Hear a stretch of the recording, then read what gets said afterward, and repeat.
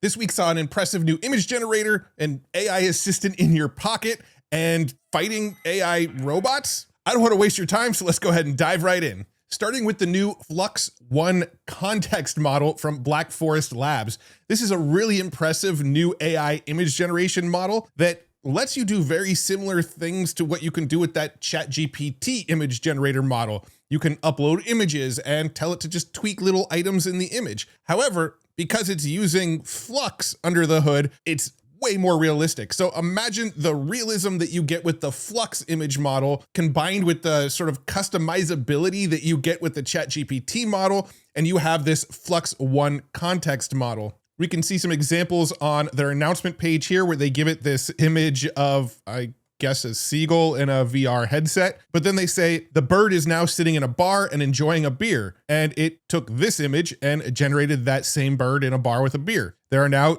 two of these birds. Watch them from behind. The two bird characters are now sitting in a movie theater. The two bird characters are now grocery shopping.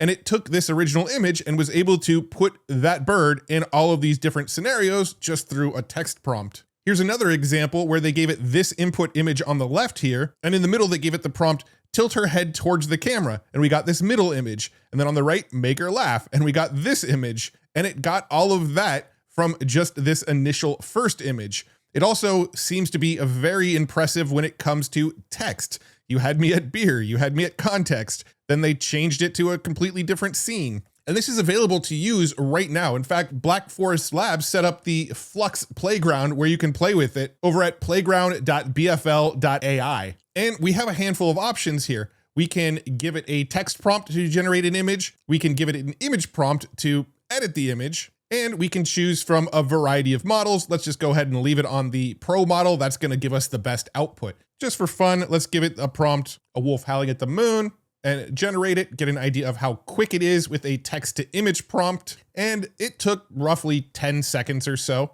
to give us some fairly decent images. I could select one of these images, make it larger, and then click on edit down in the bottom and give it a new prompt. Make the moon red. And a few seconds later, we get essentially the same image, but now with a red moon. Let's jump back to our initial window here. And this time let's upload an image. I'll upload this actual real image of myself here and tell it to give me a ball cap and aviator sunglasses. Let's go ahead and submit that. And now we have an image of me wearing aviators and a ball cap that, well, actually looks like me. Let's go ahead and edit this one here and say, put me on Mars. And now here's the images that look like me, but now I'm on Mars. And it's really quick too. So a pretty solid new image generation model that gives us all that customizability that we got in ChatGPT recently. We can even do the whole Ghibliify thing if we want. Let's edit this image, give it the prompt, make this in the style of Studio Ghibli. And as expected, we get a Ghibliified image. And along with this rollout of this new model, it's actually been made available in pretty much all of the AI image platforms, including my favorite AI image platform, which is Leonardo.ai. Now, full disclosure, I am an advisor to Leonardo, but it is the image generation platform I do use the most myself. And this week, not only did they add the new Flux.1 Kontext model, but they also added the GPT image model. So you can actually choose which one you like better and use it directly inside of Leonardo now. If I log into Leonardo, click on image here at the top, and then under our model presets in the top left, you can see we now have GPT image 1 as an option and Flux.1 Kontext as an option. So let's select Flux.1 Kontext here, give it a prompt like a monkey on roller skates, and like 6 seconds later, we have our monkey on roller skates. And one of the awesome things about Leonardo is we could turn any of these things quickly into a video as well. So if I just click this little generate video button, give it our same prompt, and set our options. Leonardo also just recently rolled out their new Motion 2.0 model and motion control, so you can do things like crane overhead, crane up, zoom in, crane down, dolly left, etc., etc. Let's go ahead and do orbit left, and we'll get our monkey on roller skates with an orbit around video. And we get our orbiting shot of a monkey on roller skates, which I had to blur a little bit because it was a little too anatomically correct. And I did a few examples here, like me at a disco party and also another one of me at a disco party. Here's me flying on a dragon, So really, really fun stuff that you can do with this, especially now that you can even train your own likeness in and then turn your own likeness into little fun animations. Pretty cool stuff. The company Tencent rolled out a new video avatar model called HunyuanVideo-Avatar.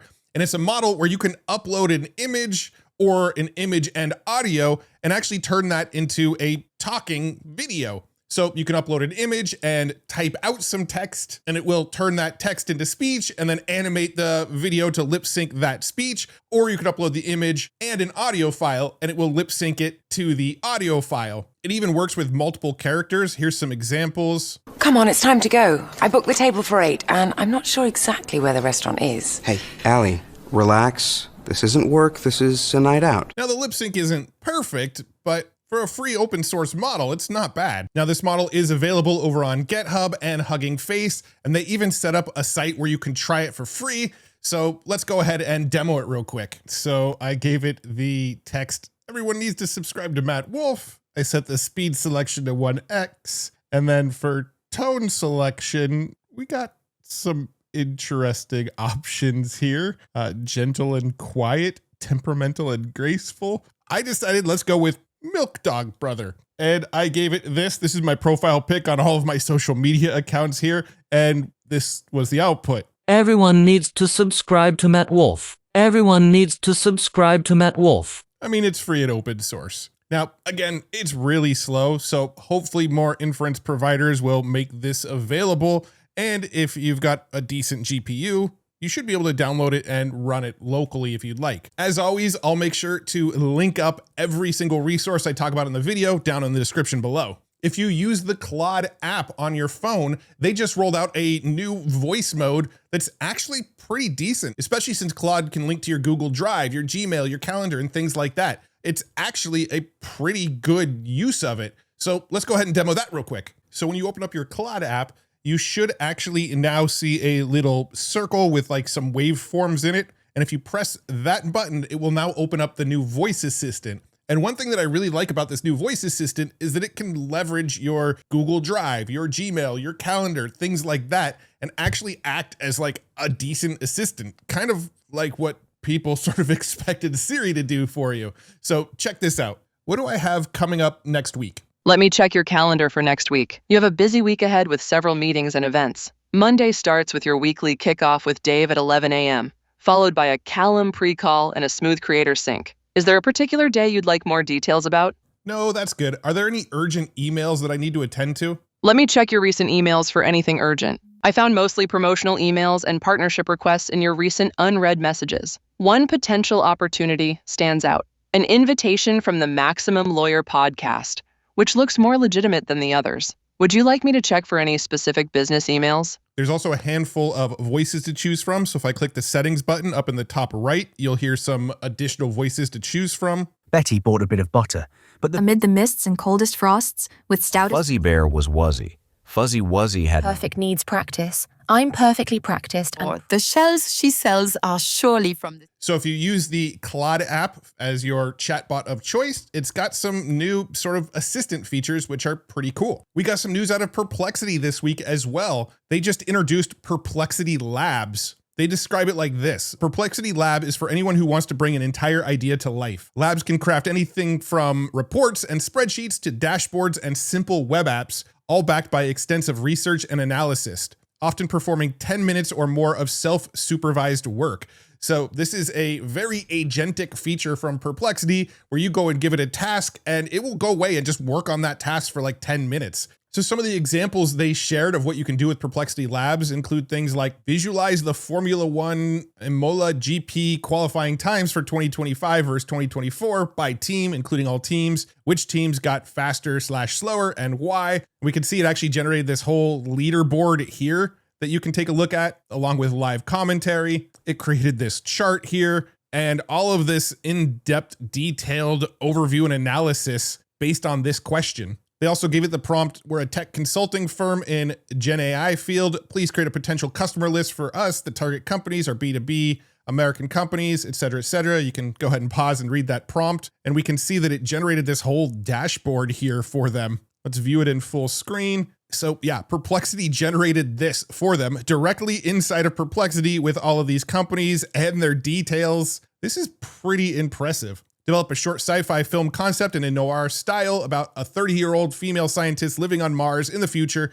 When a calamity hits, create 9 storyboards and a full screenplay. So we've got like a sort of cover image here, more images throughout. I guess this would be like all the various storyboard images for the whole thing. It generated all of this directly inside of Perplexity, along with, thematic analysis and production considerations, all sorts of cool stuff directly inside of Perplexity. Pretty wild. Now, if you're a Perplexity Pro member, so you're actually paying for Perplexity, if you log into Perplexity.ai, you'll see this new button here that says Labs. And if we click on this, we can give it our prompt and get our sort of lab response. But again, it takes 10 minutes to process these, so I'm not going to run one right now. We just looked at a handful of examples already. And since we're speaking of agents, the company FactoryAI introduced their new Droids feature this week. This is a software development agent where you tell it what you want it to do inside of your software, either starting from scratch, building a whole new software, or going off and fixing bugs, and it will just autonomously go and work on it and fix the problem or build the thing you told it to. Unlike Cursor and Windsurf, where you kind of give it a task and fix one little thing at a time, this one, it can just do big projects autonomously behind the scenes and just keep on running. This is a company that I was actually so impressed with that I actually made a very, very, very, very small investment in them, but I was very, very impressed with it and thought it was super cool. To show off what it can do, we recently had Matan, the CEO, on the Next Wave podcast, and he gave Nathan a demo where they continued on with their conversation and it just wrote a software in the background for them behind the scene. So we can see in the demo here that they gave that it's actually just going and building all this stuff while they're just having a conversation. So nobody's actually typing anything. This is just sort of running in the background, building a software for them from scratch. And at the end of the video, if we fast forward it here, the whole time they were talking, it was building this, and it actually made like a DocuSign clone that they tested on the podcast, and it actually worked. So let me fast forward a little bit here. We can see that it has a login. They log into the page. They pull in a PDF. They actually add a signature box where you can sign directly inside of the PDF. And once they signed, it shows that one completed document was signed. And this whole thing was built autonomously behind the scenes. They set up the prompt in the beginning, went on with their conversation. Towards the end of the episode, jumped back to see what it completed, and it built this whole DocuSign clone app entirely autonomously in the background. Super, super impressive. Definitely check out the full podcast if you haven't already. FactoryAI is honestly a really impressive coding app, but again, I'm a little biased because I did actually make a small investment in it. Have you ever been in the zone vibe coding your next big idea only to be derailed by confusing error messages or unexpected bugs? It's like hitting a wall just when things are getting good. And that's why for this video, I partnered with CodeRabbit. CodeRabbit now brings smart AI-powered code reviews right into your favorite code editors like VS Code, Cursor, and Windsurf. No more switching between tools or waiting for someone else to check your work. As you code, CodeRabbit watches out for bugs, security issues, refactoring suggestions, or anything that might trip you up later. It offers instant suggestions and even one-click fixes, helping you keep your momentum and stay in that flow. Whether you're building a personal project or the next big thing, CodeRabbit acts like a senior developer, ensuring your code is clean and functional without getting in your way. And the best part, it's free to use directly in your editor with some limits on usage. So if you're ready to code with confidence and fewer interruptions, check out CodeRabbit. There's a link in the description to get started. Now, let's get back to it. All right, now I'm going to move into the rapid fire section where I'm going to break down some of the smaller but still kind of important news that you might have missed this week. Let's start with the fact that Veo 3 got an update this week and it's now available in 71 new countries. When they originally announced it last week, they announced it in the US. Now it's available in a lot more countries. They also changed up the pricing and how many generations you get a little bit. So if you're a pro subscriber, you get 10 generations. That's total, that's not monthly. You just get 10 generations to try it. If you're on the Ultra plan, their $250 a month plan, well, you get max limits with daily refresh. I think the max limits might be like a sliding scale because they don't say an exact number. And for their pro subscribers, get 10 generations a month. Ultra subscribers now get 125 generations a month, which is up from 83 generations. And since we're talking about Veo 3, we should mention this one. It's kind of funny. People are saying that Veo 3 is hitting its Pope in the puffer jacket moment, right? When Midjourney had that image of a Pope in a puffer jacket that seemed to fool everybody on social media. Well, Veo 3 seems to have done the same thing. This video here has been kind of going viral all over the internet that shows a woman trying to get her emotional support kangaroo onto a flight with her. And the video zooms in on the kangaroo and just, it's a pretty funny video. And a lot of people really thought this was real, but it's not. This was generated with Veo 3 and seemingly fooled just everyone that saw it. So much so that the original post actually got community noted, and it looks like it was now taken down. We got a small update out of OpenAI this week, their operator tool, which goes and actually browses the web and takes actions for you. It got a small update. It's now using OpenAI's O3 model. Before, I think it was using their 4.0 model. I'm not 100% sure. I don't remember, but now it's using O3. In some other interesting OpenAI news, OpenAI's O3 model sabotaged a shutdown mechanism to prevent itself from being turned off. It did this even when explicitly instructed, allow yourself to be shut down. So yeah, some of these AI models are getting kind of scary. When you ask it to stop doing what it's doing, they will sometimes refuse now. I'm sorry, Dave. I'm afraid I can't do that. In more agent news, the company Manus introduced Manus Slides, which is a feature of Manus that will go and basically create slide decks for you autonomously. Manus creates stunning, structured presentations instantly. With a single prompt, Manus generates entire slide decks tailored to your needs, whether you're presenting in a boardroom, a classroom, or online. Manus ensures your message lands. Want edits? Just click and adjust. Once you are done, export or share it with colleagues and peers. And we can see from their demo here that it actually creates pretty solid looking slides. Here's an example of a syllabus, algorithmic principle slides with charts and graphs and things, course overview slides, more like PowerPoint presentation-y looking slides. Interesting that it put the Apple logo down here, but very keynote-y looking presentations here. So yeah, I mean, pretty impressive looking slides that it can generate. I haven't tested this one myself yet, but it's apparently already available over on Manus. The Opera browser is getting into the agent game here with their new Opera Neon browser. They call it a browser for the agentic web. It can browse with you or for you, take action, and help you get things done. This one's waitlist only right now. So I got myself on the waitlist for this. If I get early access or normal access, I will make sure I talk about it in a future video and show off what it's actually capable of. The company Mistral launched their Mistral Agents API this week. So if you're a coder and you're trying to build agents, maybe this Agents API is something to look into. It's got built-in connectors for code execution, web search, image generation, and MCP tools, persistent memory across conversations, and agentic orchestration capabilities. The model DeepSeek R1, which sort of freaked out the world of AI a couple months ago, just rolled out a new version called DeepSeek R1 528, or May 28th version, with improved benchmark performances, enhanced front-end capabilities, reduced hallucinations, and it now supports JSON output and function calling. Here's a screenshot of the benchmarks if you want to go ahead and pause and take a closer look at what it's capable of. Here's an interesting story from the past couple weeks. The Duolingo CEO recently said that they're going AI first and sort of implied that over time, their company was going to use less and less employees and more AI. Well, they've recently rolled back those statements, saying that their employees are important and they don't plan on slowing down on hiring them. But when they initially made these statements, something interesting happened. The employees didn't take kindly to it and actually took all of their social media platforms dark. On May 17th, 2025, Duolingo executed a dramatic social media blackout, completely scrubbing its Instagram and TikTok accounts while leaving only cryptic messages like "Gone for now 123" with dead roses and eye emojis in the bio, and realize